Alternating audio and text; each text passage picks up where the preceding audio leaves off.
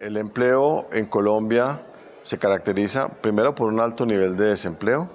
Es el país que más desempleo tiene en América Latina o el segundo que más desempleo tiene en América Latina. Segundo, por un alto nivel de informalidad. 2/3 partes de la población económicamente activa en Colombia tiene una relación informal, es decir, que su trabajo se hace por fuera de las formas legales. Y dentro de los formales, una gran parte están precarizados porque son contratos a término fijo o por prestación de servicios, donde no hay garantías de estabilidad ni garantías jurídicas.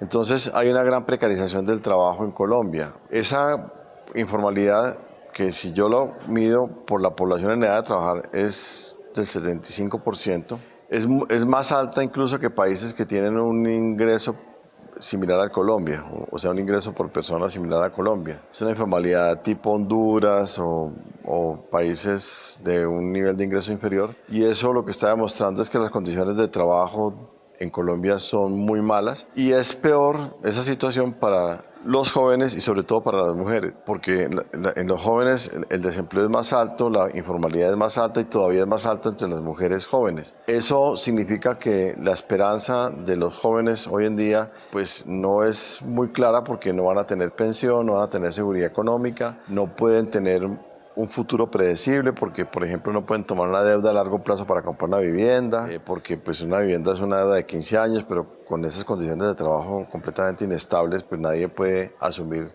una deuda porque no sabe cuándo va a tener ingresos, y el día que no tenga ingresos no va a poder pagar la deuda. Entonces es un trabajo muy precarizado, es un poco la característica del trabajo en Colombia en ese momento. Desde lo jurídico, la reforma del Código de Trabajo comenzó con la Ley 50 de 1990. La Ley 50 de 1990 la adoptó César Gaviria, que llegó al gobierno el 7 de agosto de 1990, y pues fue antes de la reforma constitucional de 1991. En ese periodo entre agosto y diciembre del 90 se hicieron reformas neoliberales: apertura económica, eliminación del control de cambios, liberación del régimen de inversión extranjera y la reforma laboral. En esa reforma se crearon los contratos de prestación de servicios, los contratos a término fijo, y se flexibilizó el contrato laboral. Después, en el gobierno de Álvaro Uribe Vélez, comenzando la ley 789, esa ley profundizó la ley 50, ley 789 del 2002. Por ejemplo, eliminó las horas extras, bajó la remuneración a los dominicales, permitió que las jornadas puedan ser a cualquier hora, o sea, por la mañana, por la noche, al mediodía, o sea, jornadas circulares, no pues de las 8 de la mañana a las 6 de la tarde, sino que puede ser de 2 de la mañana a 10 de la mañana. Entonces se creó pues un cambio en la legislación laboral que se ha venido flexibilizando. Esas son las dos leyes más importantes, porque a raíz de eso es que se acabó la estabilidad laboral y pues de alguna manera se precarizó el trabajo. Han habido otras leyes que no han tenido, digamos, carácter estructural, que son leyes que, por ejemplo, crean el contrato de primer empleo, que se le puede pagar a las personas por debajo del salario mínimo, las pasantías, que la gente cuando está haciendo una carrera técnica universitaria entonces trabaja gratis para poder obtener un título profesional. Esas leyes han venido flexibilizando, y también se han desmontado unos impuestos sobre el salario que lo pagan los empresarios para financiar prestaciones sociales de los trabajadores, como por ejemplo el ICBF, el SENA y también la cotización a salud. Entonces ya no hay cotización de los empresarios para la salud. Todo eso ha debilitado el financiamiento de las prestaciones sociales que atienden a los trabajadores y al pueblo colombiano, y ha debilitado pues el vínculo salarial, porque ya nadie tiene estabilidad económica. De hecho, incluso la ley 789, usted puede despedir a un trabajador sin justa causa, que tiene un contrato laboral indefinido, y simplemente paga 15 días de salario por año trabajado, paga la indemnización y ya no tiene, digamos, ya reconoció todo el derecho, el trabajador se va con la plata y ya no tiene nada que reclamar. En cuanto a las condiciones de vida de los trabajadores, es un tema que debe ser trabajado por parte de los investigadores sociales, antropólogos, sociólogos, personas que puedan dar cuenta de las condiciones que hay en el territorio y también los testimonios que hagan las personas. De hecho, las estadísticas oficiales no muestran ese tipo de realidades, porque las estadísticas oficiales muestran empleo, desempleo, informalidad, que incluso las estadísticas oficiales son discutibles, porque, por ejemplo, si usted trabaja una hora a la semana en un semáforo haciendo malabares ya no es desempleado. Si la persona es ama de casa o estudiante porque no consiguió trabajo y se dedicó al hogar, tampoco es desempleado y tampoco es población económicamente activa. Entonces las estadísticas no muestran la crudeza de la realidad. Lo que está pasando en Colombia después de las movilizaciones del 21 de noviembre del 2019 y las que se están dando durante el 2020, es que sobre todo los jóvenes son jóvenes que no tienen condiciones económicas de estabilidad. Entonces uno encuentra, por ejemplo, que los jóvenes profesionales que lograron un título universitario y que pueden buscar un trabajo en alguna institución pública o alguna empresa, lo único que consiguen si consiguen algo, son contratos precarios, entonces no tienen seguridades económicas. Y los jóvenes que están en los barrios, pues ni siquiera tienen acceso a empleos estables y dignos y muchas veces les toca el rebusque en el día a día y eso tiene efectos sobre las familias. Y lo que estoy diciendo es que aquí no hay investigaciones de campo, de territorio que puedan dar cuenta de eso, porque es la única manera de conocer eso. Hay muchas situaciones muy difíciles.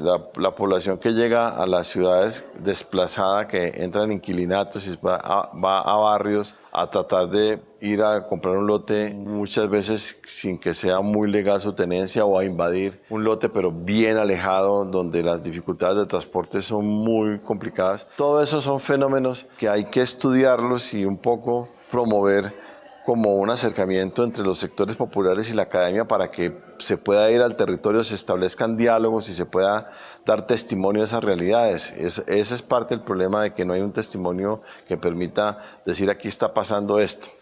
Frente al tema de la organización de los trabajadores populares, pues hay una gran interrogante, porque la forma tradicional de representación del trabajo pues es el sindicalismo, pero en Colombia el sindicalismo no representa el 5 o 4% de la población económicamente activa. Yo diría que incluso es hasta menos, pero esa es la cifra que se tiene, y normalmente los trabajadores sindicalizados son trabajadores del sector público, la mayoría de las entidades públicas, y está bien, es una forma de representación histórica, legítima, pero el grueso de los trabajadores no tienen formas de representarse.